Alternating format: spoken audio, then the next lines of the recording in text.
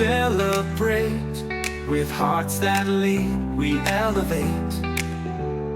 Toastmasters strong, we rise and shine. A new generation, it's our time. District 80, here we stand. With courage, dreams, we take command. In the Hall of Fame, our names will grow. Superheroes, let it show. We're the new generation, flying high. Toastmasters heroes, we reach the sky. With words of power, we lead the way. In the Hall of Fame, we shine today. Superheroes, we're here to stay.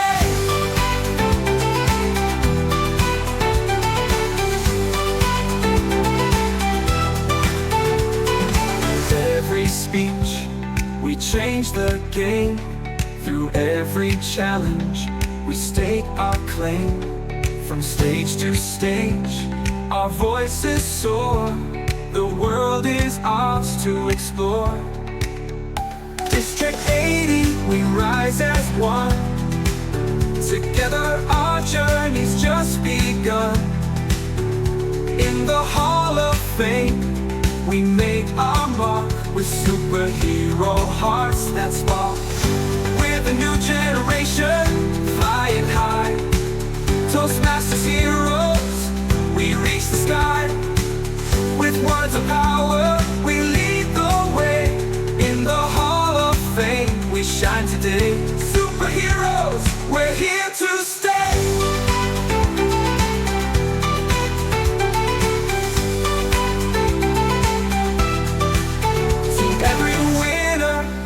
To every star, you've shown the world just who you are. District 80, we celebrate. Superheroes, we elevate. Final new generation, flying high. Toastmasters heroes, we reach the sky. With words of power, we lead the way. In the Hall of Fame, we shine.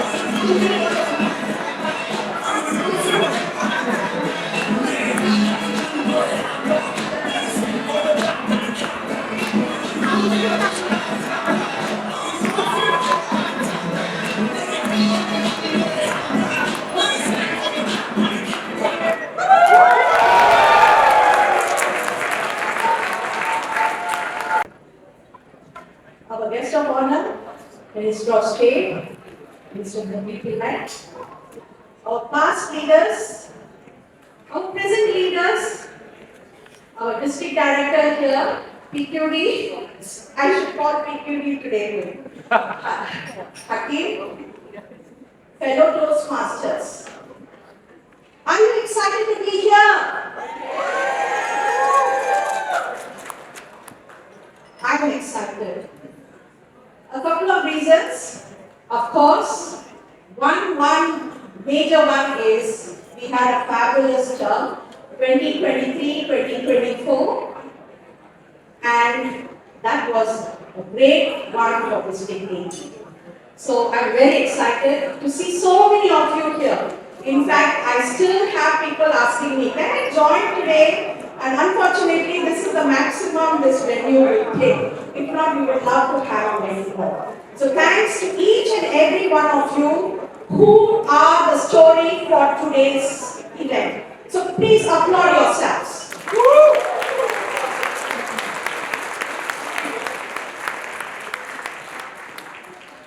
20 years of Toastmasters in Singapore as District 18. We had wonderful leaders who had the vision to tell us, don't be limited by thinking that Singapore is a small red dot. You can grow. And today, on the dashboard, District 18 is the largest district in the world. And I want all of us to acknowledge our past leaders here. So can I please ask each one of you to stand up, please? Our PDDs, PIDs, PRA, everyone, please stand up. We owe you.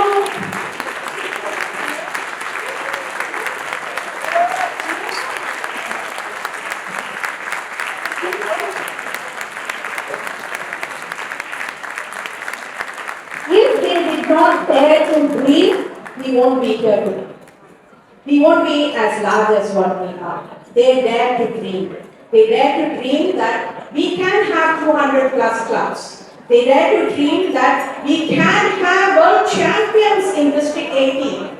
They dare to dream that we can have international directors from District 18. And that's why we are different.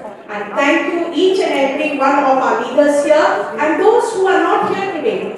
On your shoulders is what we all grow. So thank you.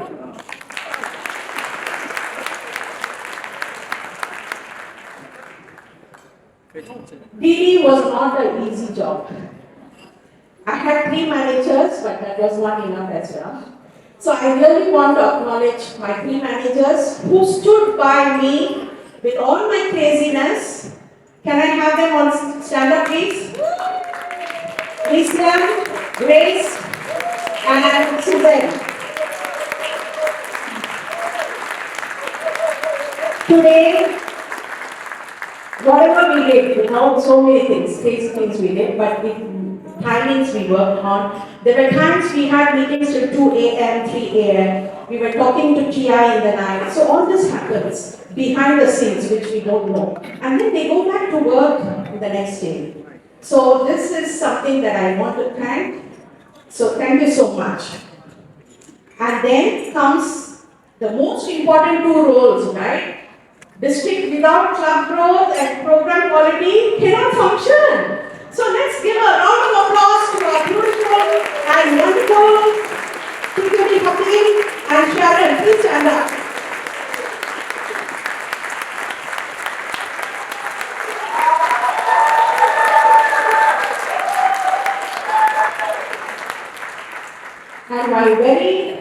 And the person, you know, when you are in a leadership, you need something very, very important. And you need people to watch your back.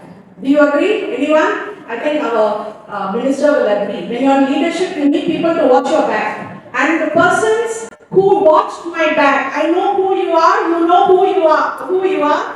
Thank you so much. But I can definitely mention Lisa coming here. Thank you so much for watching my back. Thank you to each and every one of you who supported me.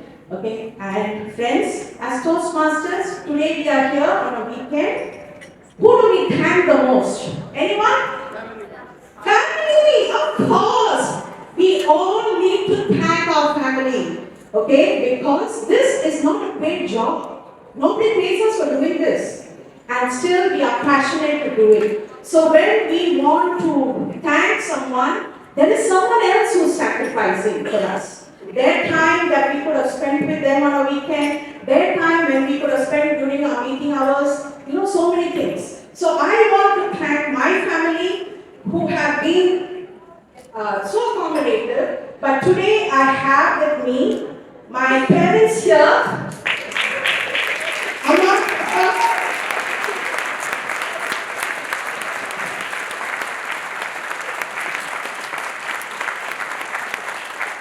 The goodie bags that you have been personally packed by them.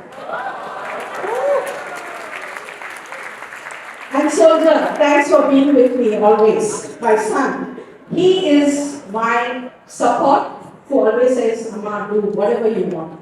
Don't ask anybody. Don't even ask Papa, okay? Do what you want. And that is what he gives me. Thank you so much.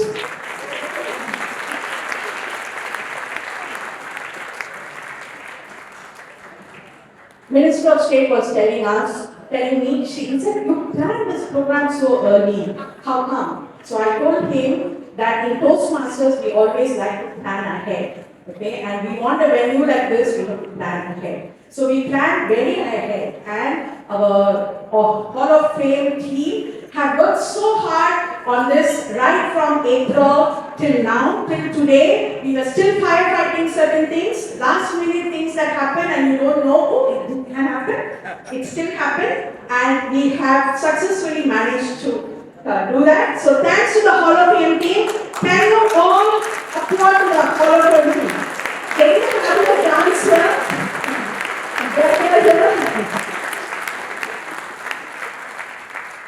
Just as I leave, you all enjoying today's dinner and the celebration that we have, let us all reflect back on what we are doing. Because learning is only possible when we reflect.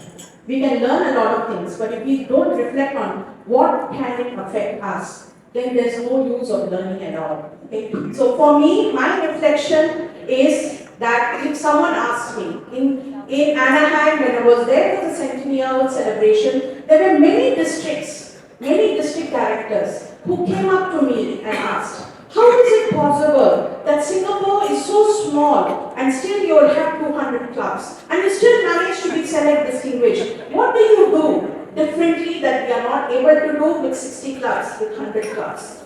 So I would say one is you should know where you're going. And we did that last term. We said we want to be this and we landed there. In fact, we landed one step ahead. But we knew we wanted to go. So please, in your life, in anything that you do, if you do not have a defined goal, it will not happen. Because if you plan to fail, if you fail to plan, you plan to fail. So therefore, we need to plan. Without planning, cannot.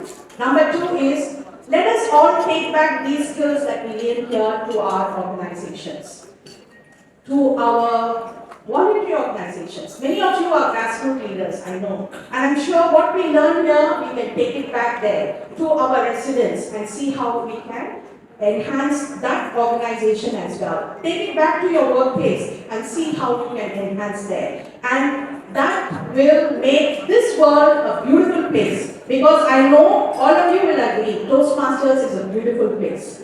Agreed?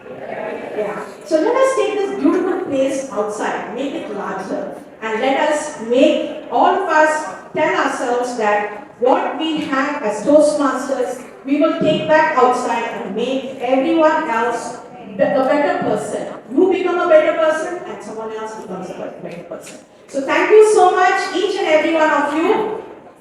And Sheshani, Nandri, terima kasih. Shukriya. Is there anything else?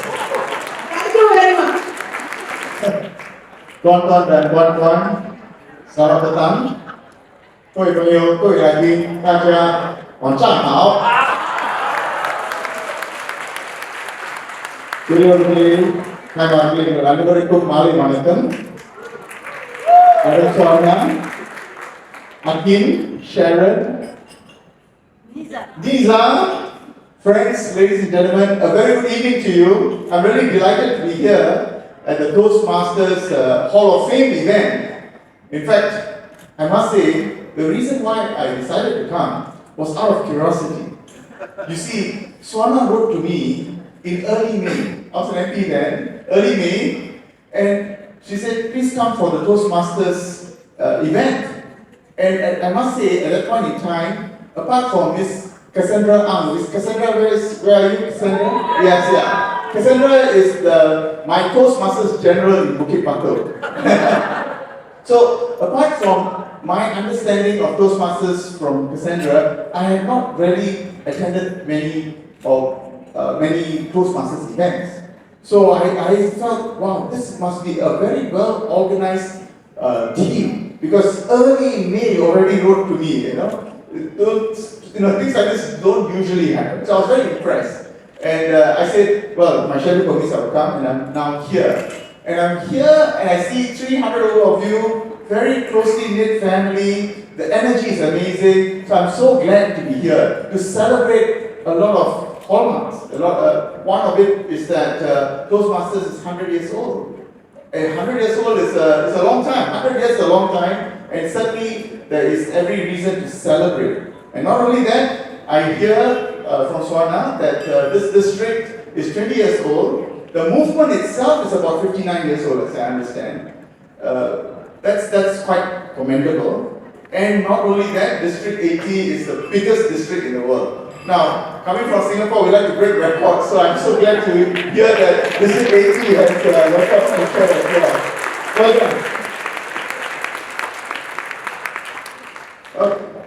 I was wondering what to speak about, so I asked Swana, what should I talk about? So she said, well, why don't we talk about communication as a leader? Now, as a political leader, I must say, most often, when I say something, by the time you have the second dish, you probably forget what I say. So I'm not sure what, the person of my standard, what I can convey, but I'll try. I would say that as a leader, it's not just about communicating, for the purpose of persuasion. There's a certain responsibility that's attached to communication. So I think of three criteria. I'm sure there are others, but I just want to highlight three. One is to be fair and to realize that, in many of the things that we speak about, there are certain complexities. And a lot of time, it involves trade-offs as well. What am I talking about? Well, let me exemplify it. Say, for example, if we are talking about income for low-wage workers. Now, if you were to ask, for our kopitiam in the coffee shop attendants, you say they're earning low, you must ensure that they have a certain living wage. And every one of us will say, yes, agree, no problem. They should have a living wage to make sure that they can deal with, the things that every one of us would have to deal with. They need to have a meaningful amount of salary. That's fine. But to balance things, you say, okay, that would mean that your kopi O kosong now would be go up by 10 cents. Then you may say, oops, maybe I agree to one side of it, but not necessarily to the 10 cents increase in my kopi O kosong. And it's linked. Because if you're talking about paying for workers, then it may involve passing the cost down to consumers. So when a person is talking about these issues, we need to make sure that we present a balanced picture. And increasingly, I can see, particularly in the realm of politics, one does a good job in just advocating one side, as opposed to really looking at both sides and explain why you are taking a particular position. That part of it somehow is missing. And as a responsible communicator, as a leader, I would suggest that this is something that you want to look out for. Otherwise, your audience may be even misled. One other example is in relation to, say, retrenched workers. And some people will say, okay, we should have insurance for retrenched workers. As a concept, that's fine. Because when a person is retrenched, no salary, how to take care of the family? That's all fine. But to balance the picture, the next question to ask is, who's going to pay for the premiums for the insurance? And some of you may be drawn from the insurance industry, and you know that it doesn't come cheap. And who pays for that? The businesses? Is that a good model? Or should government take some responsibility? And I think here, it just so happened that during the National Day rally, Prime Minister Lawrence Wong spoke about this. And he said that, well, he has decided that for those who lose their job involuntarily or retrenched, then government comes in to pay 6 months salary, 6 months salary, up to a cap of, I think, if memory serves me correctly, $6,000. But then the quid pro quo is the person must also agree to be trained and look for another job as well. So that's the balance construct. So again, something to realize. Certain things which is sweet sounding sometimes may be too good to be true. You may have to look at other things to see whether or not there are blind spots in a particular policy. So that's the first point I made. The second point I made is about identifying issues properly. And for that, you probably need to look at the facts and make sure that you get the facts right. And then from there, you identify issues. Let me try and explain myself by referring to the issue of immigration. Now, immigration is a matter that's become serious talk in many parts of the world, including Singapore, and it's particularly raging in the US. And you can see politicians there really dealing with immigration issues with kids' gloves, because it's such an emotive matter. In the Singapore context,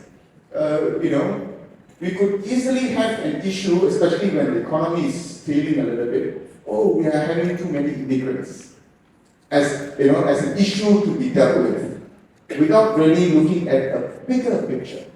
Swana mentioned that Singapore is small. Indeed, it's small. It includes the workforce. The workforce is small and getting smaller because we are having an aging workforce.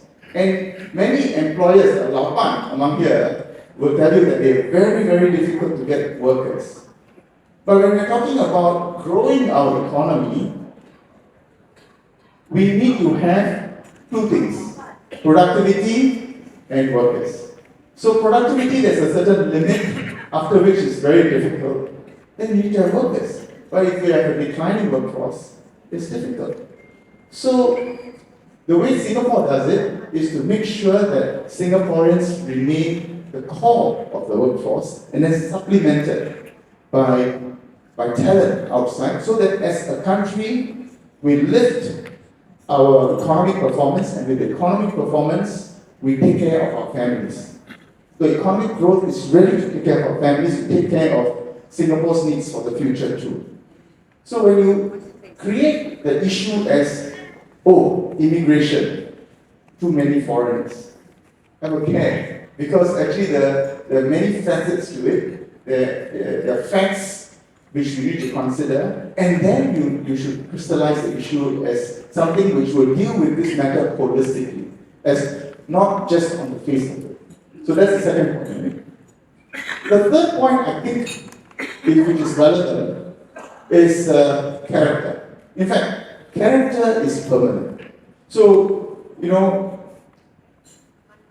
many of you would have, favorites, people whom you follow, and you respect for values that he or she represents, right? And certainly, for my generation of Singaporeans and those who are older, you would certainly bear in mind the sagely words of the late Mr. Lee Kuan Yew, a very charismatic leader who's highly respected, not just in Singapore, but across the world. And I think this is something that every leader in communication must bear in mind as well. So before you say one word, your character, who you are, is something that is already very important. Because otherwise, the audience may just say, I'm going to tune out. I'm going to tune out. And it was brought to bear in my first elections. Second elections. The first elections I lost. The second elections in around 2016. And I met a constituent and he asked me, why should I vote for you? And then I explained. After 10 minutes, he was just staring at me. Then one very senior person, I would just say senior person, came and then the constituent looked at him and the senior person looked at him and said, I trust him. You also can trust him. Vote for him. And then the constituent said, okay. And he went on. I said, wow, I spent 10 minutes not convinced. This person, less than 10 seconds, he managed to convince this constituent. So that shows the importance of character. And what builds good character, I think you all know. So I thought I should share this. I'm not sure whether you forget whatever I say by the second dish. But anyway, I'm really delighted to be here. And thank you very much for the opportunity to address these issues. Thank you very much.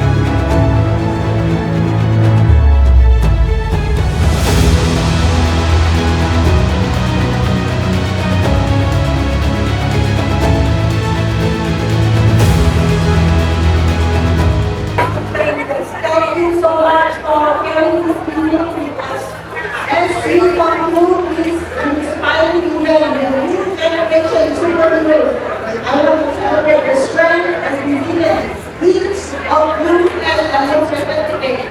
I want to thank my strong partners for the team and for the organizing team for putting this event together. A round of applause to all of them. A round of applause to the organizing team.